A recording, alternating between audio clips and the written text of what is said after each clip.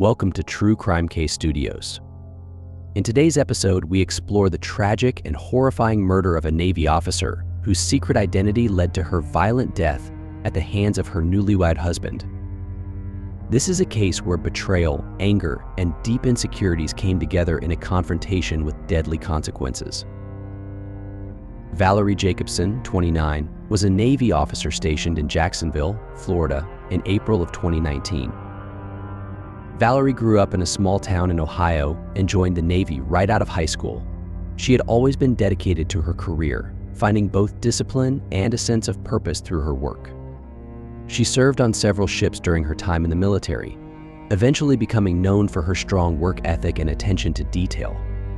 Fellow officers said she was the type of person who always made sure her uniform was perfect, her tasks completed, and her superiors satisfied. She lived by a motto that hard work and loyalty were everything. They also said she often seemed more focused on her work than on her personal life, though that changed when she met Tucker Jacobson. Valery and Tucker met through mutual friends in Jacksonville. After less than 6 months of dating, they were married in a small ceremony at a local chapel. Valery's friends noted she seemed happy but a little anxious in the days leading up to the wedding, especially due to her chilly relationship with her future mother-in-law, Miriam.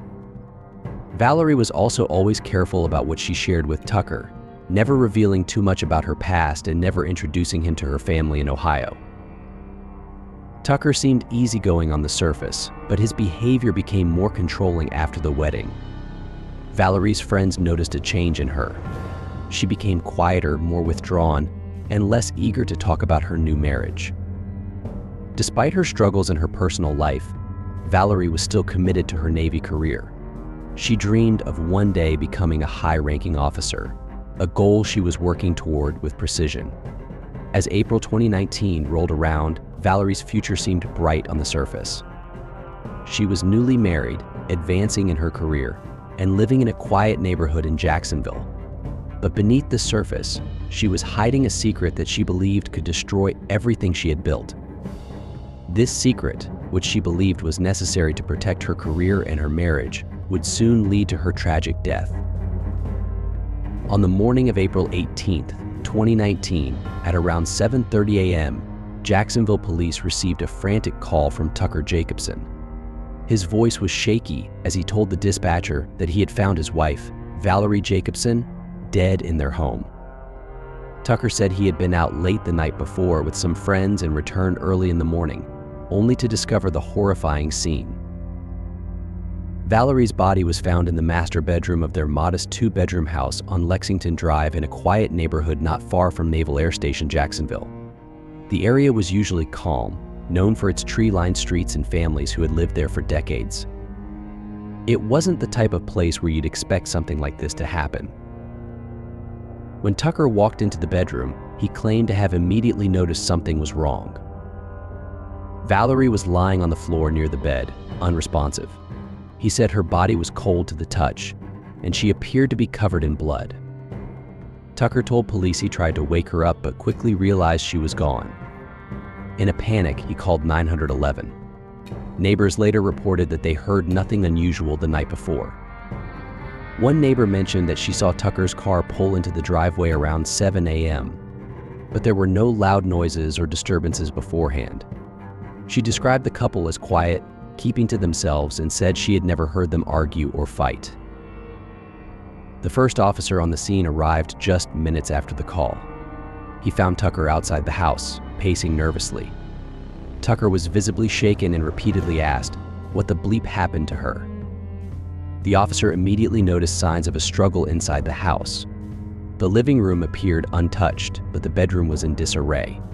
Bloodstains were found on the floor and walls, and there were signs that Valery had tried to fight back.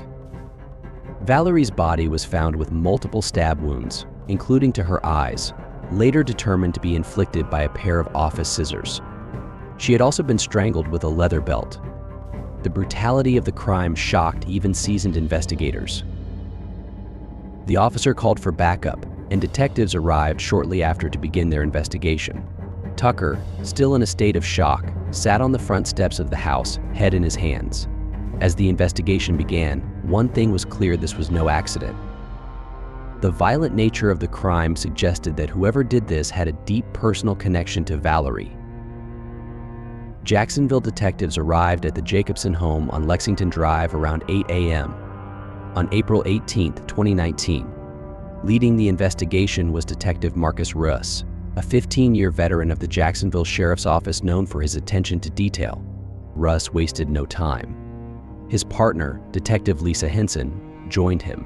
She was newer to homicide but had quickly built a reputation for her sharp instincts. Together, they began assessing the scene. The first thing the detectives noticed was the chaotic state of the bedroom. The furniture was knocked over, the bed sheet ripped and torn, and there were visible blood spatters on the walls and floor. Valery Jacobson's body lay on the carpet near the bed, her hands still clenched, a sign that she had fought hard against her attacker. The sight was brutal. Valery had been stabbed multiple times with a pair of office scissors, including in the eyes, and a leather belt was found around her neck, confirming she had also been strangled. Forensic teams were called in shortly after. Crime scene technicians used luminol to detect traces of blood that had been cleaned or missed. They also dusted for fingerprints on the scissors and belt, both of which were left near Valery's body. The medical examiner arrived to assess the time of death, estimating that Valery, who was not found to be sexually assaulted, had been killed sometime between 10 p.m. and midnight the night before. Detective Roos spoke with Officer Mark Daniels, the first responder. Daniels confirmed that Tucker Jacobson had discovered the body early that morning and immediately called 911. Daniels noted that Tucker appeared genuinely distraught, pacing outside and asking over and over what had happened to his wife. However, detectives, unless they're complete idiots, always treat the spouse as a potential suspect, so they kept Tucker at the scene for questioning. The investigation began with a thorough examination of the house. The front door showed no signs of forced entry, and nothing seemed to be missing. Detectives found Valery's wallet and phone on the kitchen counter, ruling out robbery as a motive. The house itself didn't seem ransacked, except for the bedroom, where the violent struggle took place. Detectives Russ and Henson carefully documented everything using cameras and laser measurement tools to recreate the scene. As they surveyed the house, they knew they were dealing with a personal crime. This was not a random break-in gone wrong. The sheer violence of the attack pointed to someone who had a deep emotional connection to the victim. The next step would be questioning those closest to Valery, starting with her husband, Tucker. Tucker Jacobson, 31, was the first person police questioned. As Valery's husband, he was automatically a key suspect. Tucker worked at a Toyota dealership in Jacksonville, where he sold cars and was known for his easygoing personality. His friends described him as likable, but they also knew he had a temper when he felt disrespected. Lately, Tucker's co-workers noticed he had become more stressed and distracted. They didn't know why, but some suspected it had something to do with his marriage. Tucker and Valery had a whirlwind romance. They met in the fall of 2018 at a mutual friend's party and quickly married 6 months later in a small ceremony. Friends said the couple seemed happy, though there were hints of tension after the wedding, especially with Valery's contentious relationship with her new mother-in-law, Miriam. Tucker had also become more controlling. He had begun checking Valery's phone and constantly asking her about her past, including why she hadn't introduced him to her family. It wasn't clear what had caused his sudden distrust, but people close to him noticed a marked change in his behavior. When detectives brought Tucker in for questioning, he was visibly shaken. He told them he had been out drinking with friends and watching a basketball game the night before, arriving home late and falling asleep on the couch. He said he didn't realize Valery was dead until he found her body early that morning. Tucker insisted he had no idea who could have done this and denied having any problems in his marriage. However, detectives Russ and Henson noticed inconsistencies in his story. For one, Tucker couldn't provide a solid alibi. His friends confirmed they had been out at a local bar, the Garage, until about 9:30 p.m., but no one had seen him after that.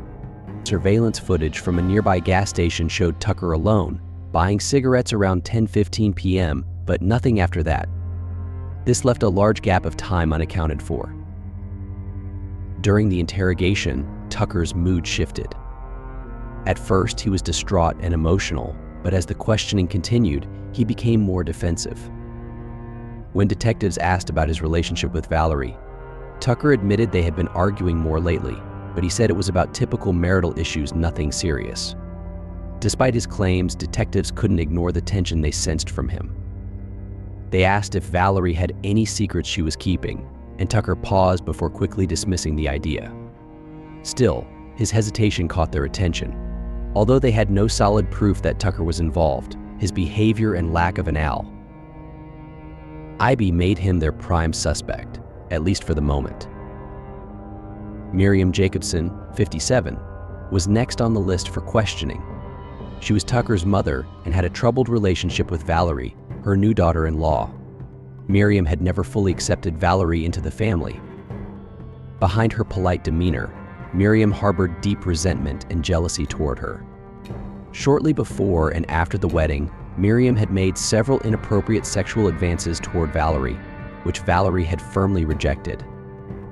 This caused a growing rift between them. Embarrassed and angry, Miriam began spreading malicious rumors about Valery, telling friends and neighbors that she didn't trust her daughter-in-law. She even hinted that Valery wasn't who she claimed to be and was sexually cold and infertile, sowing seeds of doubt in anyone who would listen. Miriam's gossip soon reached Tucker, planting suspicions in his mind about Valery's past. Friends recalled how Miriam would make passive-aggressive remarks about Valery's private nature, speculating that she could be hiding something important. In one conversation with a neighbor at a local Publix grocery store, Miriam reportedly said, "There's something off about that girl. She's kind of mannish." She also implied that Valery's military career was an excuse to keep her distance from the family, another layer of mistrust that clouded her interactions with Tucker. When detectives Russ and Henson brought Miriam in for questioning, she appeared calm, even defiant. Miriam didn't try to hide her dislike for Valery and made it clear she believed Valery had been lying to her son about something. "I knew there was something wrong with her from the beginning," Miriam said. "She wouldn't let me get close to her. Always kept me at arm's length." The detectives pressed her about the night of the murder, asking if she had been in contact with Tucker or Valery that evening. Miriam claimed she hadn't spoken to either of them, but her tone was sharp and her responses felt rehearsed. She maintained her innocence but seemed almost relieved that Valery was gone, telling the detectives, maybe now Tucker can find a bleeping bleep who doesn't have bleeping secrets. Miriam's cold attitude and her role in spreading malicious gossip about Valery raised red flags for the investigators. They knew her animosity toward Valery went beyond typical family squabbles. Her inappropriate sexual advances, which had caused Valery to distance herself, also provided a potential motive for Miriam's dislike. Although Miriam denied having anything to do with the murder, her behavior was suspicious enough to keep her in the spotlight of the investigation. The detectives couldn't rule her out just yet. On the morning of April 18, 2019, investigators found a critical piece of evidence that shifted their focus. Detective Russ received a tip from a confidential informant that Miriam Jacobson had been involved with a known local drug dealer, Dean Darling, Valery. Valery, 44, was a small-time felon with a long history of drug-related crimes and petty theft in Jacksonville. He had a reputation for taking advantage of vulnerable clients, and Miriam, deeply in debt, was one of them. The informant revealed that Miriam's financial troubles had reached a point where she was trading sexual favors to Valery in exchange for drugs. Miriam had struggled with an addiction to prescription painkillers for years, a secret she hid from her son, Tucker. She had racked up significant debts with Valery, and by early 2019, she had no way to pay him back. Valery, known for his violent temper when it came to unpaid debts, had pressured Miriam into taking drastic measures, including selling her elf to him for sexual acts. This new information immediately caught the attention of the detectives. They pulled Miriam's financial records and found evidence of large cash withdrawals from her bank account, which lined up with payments to Valery. These transactions took place in the months leading up to Valery Jacobson's murder. The investigators also discovered a series of text messages between Miriam and Valery, where Valery had grown increasingly threatening, demanding money or other arrangements. One particular text message, sent by Valery on April 14th, just days before the murder, read, "Time's running out, Miriam. You dried up old bleep. Better come through or you'll bleeping regret it." This ominous warning led detectives to wonder if Miriam's desperation over her drug debts had somehow played a role in the crime. Could she have gotten involved in the murder to pay off Valery? Or had Valery taken matters into his own hands when Miriam couldn't deliver? The discovery of Miriam's drug addiction, her debts to Valery, and the lengths she went to in order to cover them up added a new layer of complexity to the case. The detectives now had to consider whether Miriam's connections closed in on new leads. A surprise crackdown on local drug dealers turned the case on its head. Jacksonville police, in collaboration with federal agents, raided several properties, including the home of Dean Darling Valery, Miriam Jacobson's drug dealer, and sometimes sexual partner. The raid was part of a larger operation targeting a rising opioid epidemic in the region. During the raid, law enforcement found substantial evidence tying Valery to a network of illegal drug sales hidden in his rundown apartment, including bags of pills, several unregistered firearms, and stacks of cash. What caught the attention of the investigators working Valery Jacobson's murder, however, was something more personal: an envelope filled with pictures of Miriam and her family members, including Valery and Tucker, accompanied by a series of sexually explicit text messages between the two. These messages showed that Miriam had not only been buying drugs from Valery, but had also been involved in a deeply troubling personal relationship with him. In the texts, Valery repeatedly pressured Miriam to do more to repay her debts. He hinted at favors beyond money, and in one particularly incriminating message sent just days before Valery's death, he said, "You're out of options, Miriam. Handle it or I'll make it worse for you." These discoveries confirmed what detectives had suspected, that Miriam was caught in a dangerous situation, desperate to pay off her debts and keep her secrets hidden. Miriam may have been forced to take extreme measures. Investigators now wondered if she had been blackmailed or coerced into something far worse, including murder. With new evidence in hand, detectives reined in key witnesses, including Miriam's son, Tucker. His earlier insistence that his mother had nothing to do with Valery's murder seemed increasingly unlikely. Tucker, who had been struggling with the emotional toll of losing his wife, was visibly shaken when confronted with the truth about his mother's drug debts and her toxic relationship with Valery. As the case continued to unfold, one thing was clear: Miriam Jacobson's involvement in the criminal underworld, her connection to Valery, and her desperation to keep her secrets hidden had put everyone around her in danger. By late April of 2019, the investigation into Valery Jacobson's murder was revealing shocking details about her life. While many initially thought she had a perfect marriage to her husband, Tucker Jacobson, the truth was much darker. Valery had been living in fear, worried that her past would destroy both her career in the Navy and her new marriage. Valery was a dedicated service member who had enlisted in the Navy years earlier. She loved her job and the sense of duty it provided. However, she faced a constant fear of losing everything she had worked for if her transgender identity was revealed. The military had strict policies about gender identity, and Valery knew that being open about her past could lead to immediate repercussions, including losing her position. To keep her secret safe, Valery had carefully hidden documents related to her transition.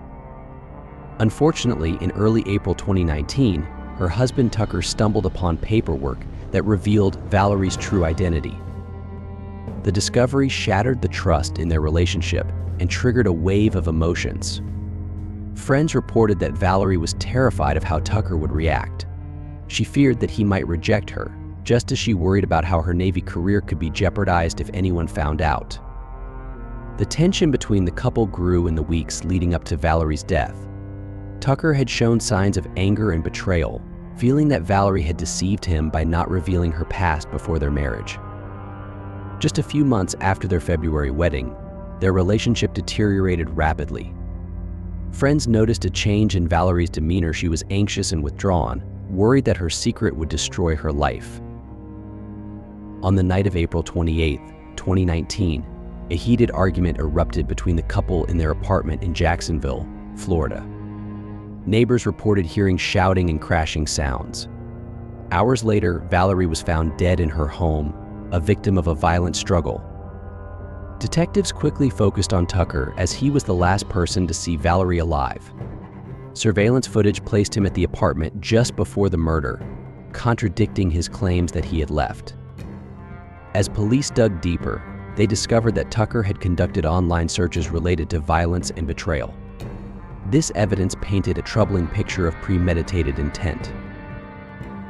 On May 1, 2019, Tucker was arrested, maintaining that he loved Valery and could never harm her. However, as the investigation progressed, the truth of Valery's fear came to light, highlighting the struggles many face with acceptance and identity. The case drew significant media attention, raising awareness about the challenges transgender individuals encounter, especially in traditional professions like the military. In late October 2019, the trial of Tucker Jacobson began, gripping Jacksonville as it unfolded. Tucker, now 31, stood accused of killing his wife, Navy officer Valery Jacobson, after discovering she was transgender. The courtroom was tense as prosecutor Karen Laurie, a 45-year-old non-nonsense attorney with a reputation for toughness, laid out the case. Laurie argued that Tucker's actions were fueled by a combination of rage, betrayal, and transphobia. She told the jury that Valery had hidden her past for fear of losing her husband and her Navy career, which she had built over 8 years. As Valery's transition came to light, Laurie painted a picture of Tucker as a man who couldn't handle the truth, unable to accept his wife's identity. The discovery of Valery's medical records had sparked the violent confrontation that led to her death. On the other side of the courtroom, Tucker's defense attorney, Michael Reed, 50, worked to shift the narrative. Reed argued that the murder was not premeditated, but a tragic heat-of-the-moment reaction. He asked the jury to consider Tucker's shock and emotional state at the time, suggesting that while Tucker's actions were inexcusable, they were not driven by hatred or intent to kill. Reed pushed for leniency, saying Tucker had already lost his wife and that his future shouldn't be defined by one horrific night. Throughout the trial, Valery's family sat quietly in the courtroom, visibly shaken. They had lost not only a daughter but also the privacy and dignity of her life, as the details of Valery's transition and her fears about her identity were exposed to the world. The trial gained widespread attention, with outlets following every twist. The story sparked conversations about the challenges faced by transgender service members and the dangers of transphobia in intimate relationships. In November 2019, the jury found Tucker guilty of second-degree murder. He was sentenced to 30 years in prison. For some, it was a just outcome, but for Valery's loved ones, it didn't fully bring justice for her lost life. The case continued to resonate, highlighting the ongoing fight for acceptance and protection in the LGBTQ community. After the trial, Tucker Jacobson began serving his 30-year sentence at a Florida state prison. While in prison, Tucker remained largely silent about the events leading up to Valery's murder. Reports indicated that he struggled with remorse, but some speculated whether he had ever fully accepted his wife's identity. The case stirred ongoing debate in the public about the intersections of transphobia, domestic violence, and the justice system. Meanwhile, Miriam Jacobson, Tucker's mother, faced her own downfall. Investigators uncovered that Miriam had been deeply involved in the events that led to her daughter-in-law's tragic death. Miriam had been spreading malicious gossip about Valery long before the murder, fueled by the fact that she had made several inappropriate advances toward Valery, which were rejected. The strained relationship between the two women grew worse as Miriam harbored resentment and jealousy toward her new daughter-in-law. In addition, Miriam was found to be in deep financial trouble, owing thousands to her drug dealer, Dean Darling Baziri.